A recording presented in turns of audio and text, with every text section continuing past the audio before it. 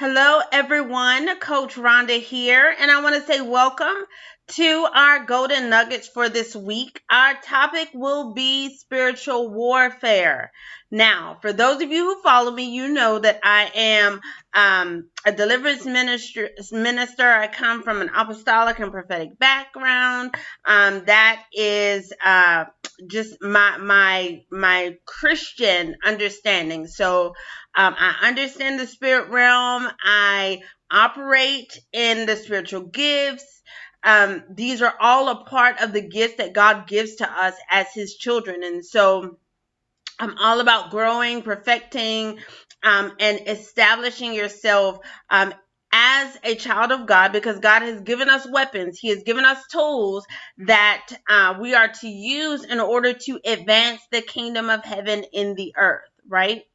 And so our topic of spiritual warfare is so, I'm excited because this is just one area that I love to talk about, but I'm excited because if you are like me, I have been in several different areas and spectrums, and how do they call it, like streams, right, of understandings when it comes to spiritual warfare.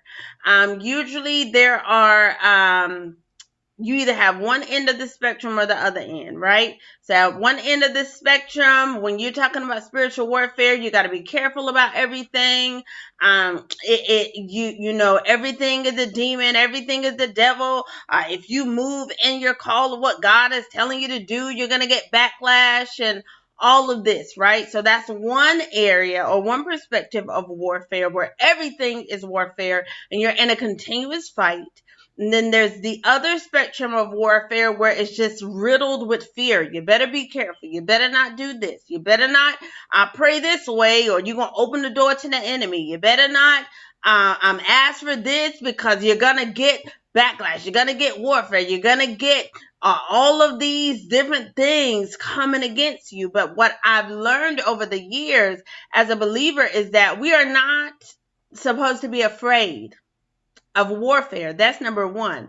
But I also believe that because there has been so much of a lack of understanding where warfare is concerned, that people either receive it and accept it or they don't, not realizing that whether we are effective, and when I say effective, whether we are effectively utilizing the strategies God has given to us as we advance or we don't, whether you are a believer or you are not, you are in some type of spiritual battle, right? But as Christians, because we are a part of the kingdom of heaven, then what that means is we are no longer a part of the kingdom of darkness. We are now in the kingdom of light, which means even the word says that the enemy, like the enemy is at enmity with us, right? So light and dark cannot cohabitate like they want to make us believe, but the enemy is at enmity or is in opposition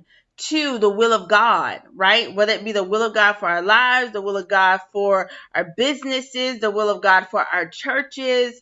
Anytime we advance or we choose to walk in our purpose, anytime we make the decision to move forward in who and what God has called us to do, you will experience opposition. That is a part of warfare. But my purpose for the golden nugget today concerning warfare is to really just bring a tangible and applicable perspective to warfare and to lay a foundation that you can build on. Right. And so my hopes is that by the time we are finished with this golden nugget, that you are not afraid of warfare. That's number one. But when you hear the word warfare, you have clarity and understanding about what it is. What does it mean? Where is your source? How to utilize your weapons. That's basically the purpose of our golden nuggets today, because I do not anytime you are afraid of a thing, you're either going to run away from it or you're going to abuse it, basically, because even as human beings, we have this thing called fight or flight, right? So either you're going to run away or you're going to fight. And sometimes we fight. A lot of times when we don't understand what it means to operate in warfare, right? To effectively strategize. When it comes to spiritual warfare, we will just start shooting arrows and shooting weapons with our eyes closed, hoping it's going to hit the target, right? That's why I close my eyes. We're like praying over here and putting this over here and putting that over there, but our eyes are really closed because we don't, sometimes we don't know what target we're aiming for. Sometimes we don't know what weapons to use. And then sometimes we're just so overwhelmed, we're just trying to shoot and do something so that we can alleviate the pressure, so that we can just begin to move forward. And so I'm going to do a lot of defining of terms. And we're going to also kind of step into some scriptures. So go with me to Ephesians 6, and we're going to read 10 through 13. And Ephesians 6, 10 through 13 says, "Finally, my brethren, be strong in the Lord and in the power of his might. Put on the whole armor of God, that you may be able to stand against the wiles of the devil. For we do not wrestle against flesh and blood, but against principalities, against powers, against the rulers of the darkness of this age, against spiritual hosts of wickedness in heavenly places. Therefore, take up the whole armor of God, that you may be able to withstand in the evil day, and having done all, to stand." And so just to begin, what is warfare, right? So the definition of warfare is a military operations between enemies, a struggle between competing entities, or a conflict. And so at its simplest terms, when we begin to discuss or talk about warfare, we're talking about the conflict between light and dark, the conflict between the kingdom of heaven and the kingdom of darkness, the conflict between you trying to figure out what your purpose is and the confusion that keeps coming against your mind, the conflict between you knowing that God has called you to a specific position within the company of your job, but you're constantly being attacked or ridiculed by different things, by different people who don't feel like you deserve the position. That's war. That could be considered warfare, right? Because it is a conflict. So warfare, to take out the sting, warfare is just military operations between enemies, right? So anything that comes against the will of God for your life, anything that beats against, anything that attempts to prevent you from moving forward in the will of God for your life is an enemy, right? And to be honest, even if you have a friend or family member that has the best intentions, but they're coming against the will of God, or they're coming against what God has told you to do, that is that's a conflict, right? That is military operation between enemy, struggle between competing entities, right? And so that it almost puts me in the mind of when Jesus was talking to Peter about him having to go to the cross, and Peter was like, "No, Lord, no, you will not do that." And Jesus said, "Get thee behind me, Satan." He didn't call Peter Satan, but he said, "Get thee behind me, Satan," because the words that came out of Peter's mouth, as good, his heart was in the right place. He loves Jesus. He didn't want Jesus to talk that way, but Jesus knew the assignment that was on his life, and Jesus knew that he had to go to the cross. And so those words spoken by Peter came against, directly against the will of God for Jesus in the earth, right? And so that's why Jesus corrected it. But I gave that as an example because that is a sign of warfare. Sometimes warfare can be extended. And then sometimes warfare can be very quick. You shut it down and you keep it moving. And then there are some times where we have internal struggles or internal conflicts that is to be considered another type of warfare. However, right now we're just talking about the external things that come against our minds, our hearts, and our bodies, really, to prevent us from moving forward. So we know now we have defined what warfare is. Let's talk about the whole armor, because Ephesians tells us to put on the whole armor of God. And the whole armor of God is just a complete set of defensive and offensive armor or weapons that we use to be successful in warfare, right? And these are offensive and defensive weapons. So, and I want to just quickly define offensive, right? So when we're talking about being on the offense, the definition of offense is making attack or making an attack or being aggressive, right? Of or relating to a team in possession of the ball. So when we talk about of or relating to a team in possession of the ball, when you have your purpose in your hand, I'm going to give you an example. You have your purpose in your hand and you're running, right? You're running according to the will of God. When you are in offense mode, or you are in that offensive mode, you are running with the ball in your hand, or with your purpose in your hand, in your person. You are running, moving, making advancements, and you're also measuring and seeing the potential attacks that could come, and you are aggressively tearing those attacks down. You are aggressively dealing with those attacks so that they do not cause you cause you to slow down, or cause you to lose sight of your purpose, of what you are called to do, or what God is telling you to do. And so when we talk about being on the defense, there are times where you may be hit, right? And so when we're talking about being the defensive aspects of the weapons that we have that are not carnal, we're talking about the definition of defensive is serving to defend or protect, devoted to resisting or preventing aggression or attack. And so when we're talking about the defensive aspects of our spiritual weapons, we're talking about protecting our purpose, protecting the plan and the will of God for our lives with I say aggressively, but really defending or protecting, devoting to resistance. So even as things may bombard you, which we'll get into that in a few minutes, but even if things begin to bombard you, your goal in the defensive aspect of things is to be devoted to resisting or preventing aggression or attacks from the enemy. Okay, so let's go ahead and begin to break down the offensive weapons of war.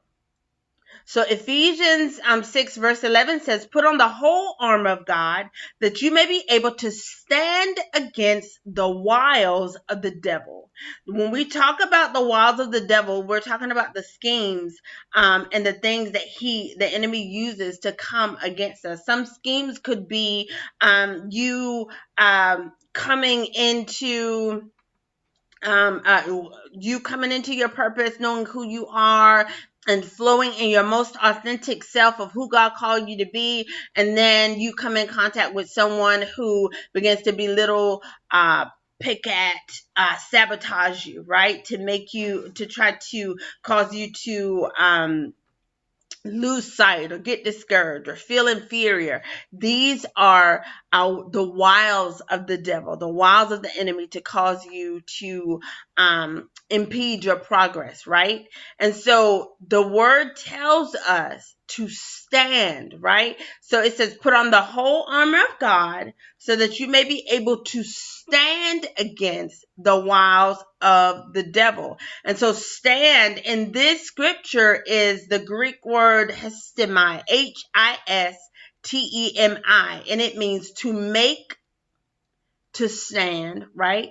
To make, to stand, to set up, to stand firm or steadfast, to take a stand, to cause to stand, or to hold up. And so when we're talking about being able to stand against the wiles of the devil, your whole focus and your goal in that offensive posture is to be able to take a stand against the wiles of the devil. When we're talking about standing, when you're able to take a stand, that means you're holding a position, because one of the words is hold up. So you're in that warfare aspect of things. When you're taking that offensive position, you are holding up, or you are taking a stand in a position concerning your progression, concerning the goals that you are trying to reach, concerning the assignment that God has given to you for this season of your life. You are taking a stand and you are standing firm. So when the word against in this scripture is the Greek word pros, P-R-O-S,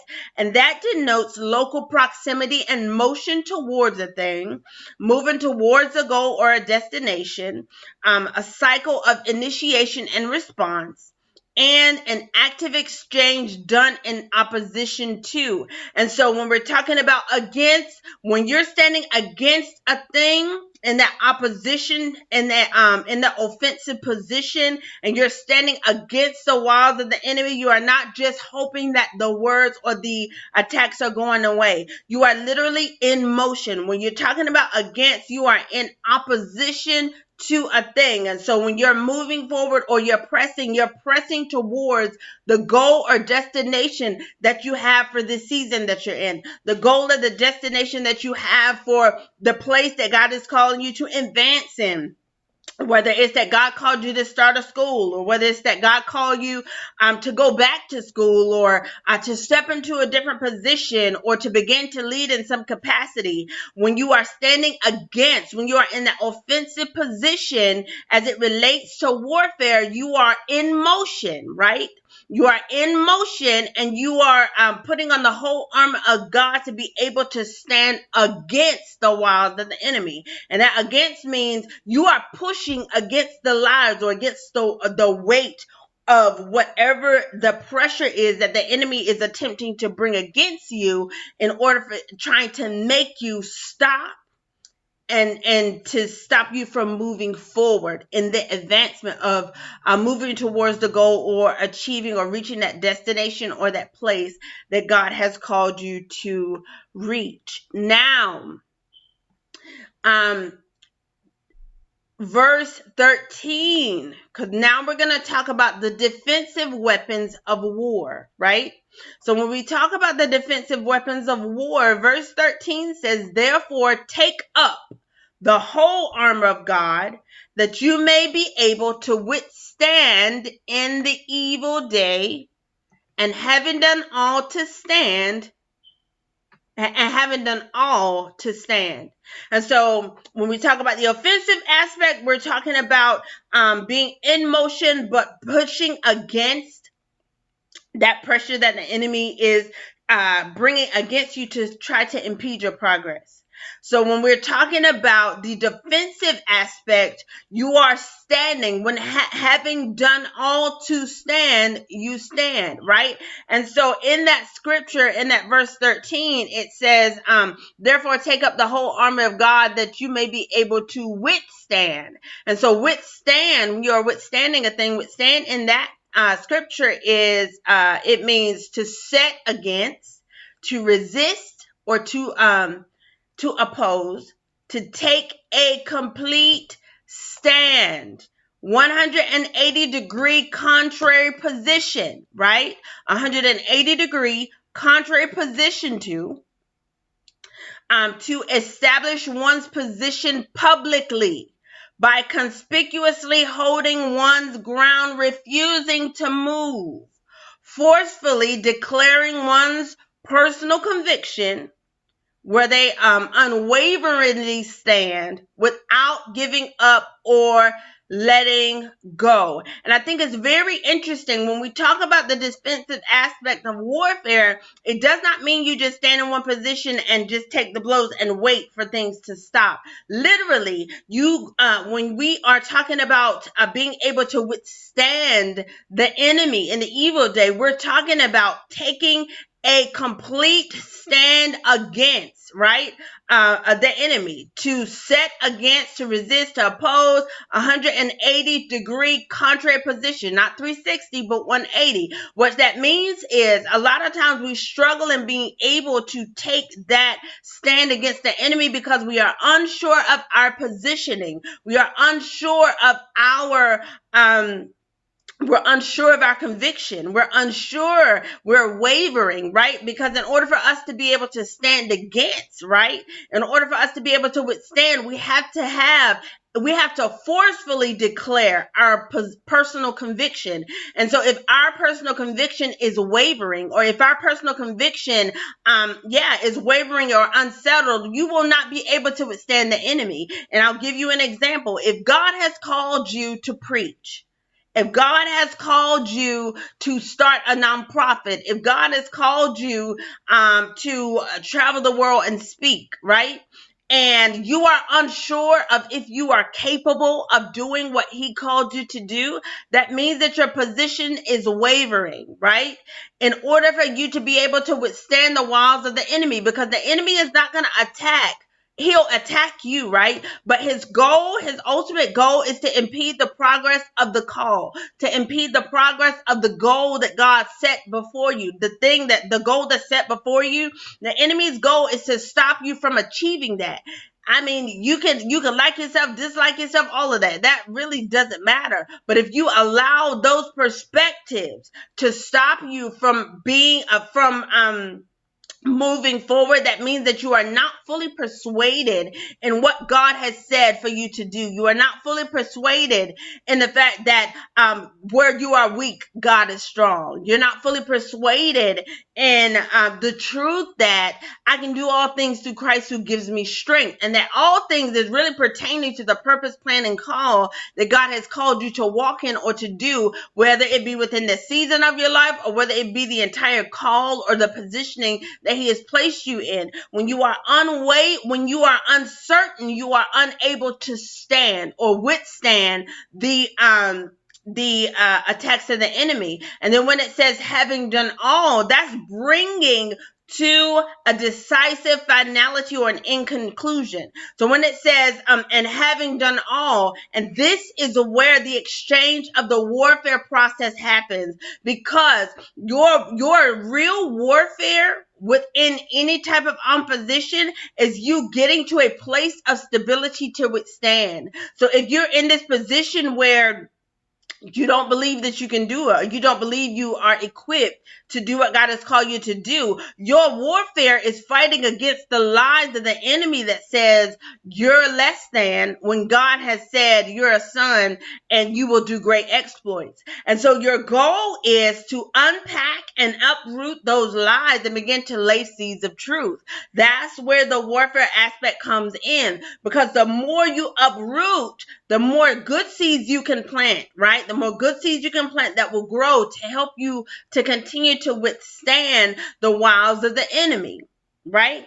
And so that was the defensive aspects. We know that in that warfare place, we are working. We are our goal, our process of warfare is getting to that place of a decisive finality or an in conclusion. That place of resolute belief and understanding and faith, right? And so let's talk a little bit. We're going to transition really quickly to talk about the weapons, and then we're going to go ahead and hop off for today. But we're going to talk about the weapons. The word in verse 10, it says, "Finally, my brethren, be strong in the Lord and in the power of his might." Right? And that's verse 10. And then 2 Corinthians 10:4, and you can go back there and study it. But 2 Corinthians 10:4 says, "For the weapons of our warfare are not carnal, but mighty through God." A lot of times we forget, when we are in the process of warfare, or when we are in the process of trying to bring ourselves to that foundational finality of believing, trusting, and knowing that what God says is true, that every purpose and plan that God has for us will come to pass. We a lot of times we forget that we are not in this thing by ourselves, and with the weapons of our warfare not being carnal but mighty through God, that means that our strength comes from God. Our weapons, the might of our weapons is through God, which means that it requires us to get into that space of really leading and walking according to the spirit versus the flesh. And that's really talking about the source. We know that God is the source of our strength and might of our weapons, right? When we talk about the word strong, in strong, in verse 10, it says, that definition of the word strong, it says, I feel with power, strength, make strong, impart ability, make able, or empower. And so when we are strong in the Lord, we are strong in his strength, we are strong in his might. He imparts his ability to our natural, to make it supernatural, right? So he imparts his supernatural ability to our natural to empower us to begin to stand. So even in those areas while you're withstanding, trying to bring yourself to that place of that finality, that decisive finality that allows you to withstand the wiles of the enemy, to withstand the weight and the pressure of the weapons of the enemy. God is the one that infuses and empowers us supernaturally to be able to do that. And then when we are strong in the Lord and in the power of his might in verse 10 is his power, his might, his forcefulness, his ability. It describes what is made possible because of the power or the ability exerted by through us, through God, by God through us, right? And so with our natural, what that tells us is that our natural strength, right? The weapons of our warfare are not carnal. Our natural strength does not come through the flesh. We will never be able to be effective in warfare if we are constantly operating in our flesh, right? Our natural strength is carnal, right? And that carnal, that's behavior which is typical of humans. Our natural carnal nature, we are born, and that we can always go to Galatians 5:19-21 that talks about the spirit versus the flesh. But in order for us to effectively use our weapons, or even to get access to the might and power of the Lord in our ability as we continue to move forward in warfare, we have to begin to walk according to the spirit. And that leads to clarity and understanding, which we're going to stop here. But when we start talking about walking according to the spirit versus the flesh, it really opens up our eyes to see the necessity and the power of the fruits of the spirit. Most people don't understand that the fruits of the spirit are not just something that we should develop to be nice to people. Literally, the fruits of the spirit is a part of our weapon or our arsenal in order for us to be effective in war. Love, joy, peace, meekness, temperance, gentleness, self-control. These are all things, one, that defy law, right? Above these things there is no law, right? So when we walk in love, joy, peace, meekness, but also these are also traits that allow us to be able to utilize self-control, to think and to love beyond ourselves, to see God's big picture, that gives us the stability and the discipline to be able to navigate effectively when making decisions. These are all things that go into our ability to live a healthy whole life, but also to be effective in warfare, which I'm going to do another golden nugget on the fruits of the spirit and the power of those fruits and how they interact, and how we utilize them in the areas of war when we are going through warfare. A lot of times people feel like when they're going through difficult situations that it is the enemy coming against them, and really sometimes it's just the Lord trying to perfect the fruit, because you're going to need an ample amount of this fruit, of certain fruits, to be perfected within you for the next season, because he knows the attacks the enemy will attempt to bring. So if you're going to need extra self-control in the next season, the Lord will begin to deal with you in self-control in your current season, right? Because without self-control, you won't be effective in being able to withstand the enemy in certain business deals that God may send you to. But I'm getting ahead of myself. We're going to do a whole nother golden nugget on the fruits of the Spirit and how they interact with in warfare, right? I hope this teaching was beneficial for you guys. The main thing that I really wanted us to touch base on is understanding the source, which is God. The weapons of our warfare are not carnal, but mighty through God to the pulling down of strongholds. So understanding the source, that the might and the power that we receive comes from God and God alone. Understanding the purpose of warfare. The purpose really is the enemy is trying to prevent us from getting to that goal, that end destination of where God has called us to be, and how to effectively utilize that armor. And you can read Ephesians 6:10 through 18 to see what the armor is. I didn't necessarily break down every aspect of the armor because I wanted to lay the foundation for us to be able to understand what warfare is, the types of weapons the offensive and defensive weapons, or the perspective of those weapons, as well as where the source of that power comes from. When we have that foundation, now we can build on the other aspects of warfare as we move forward in our daily life.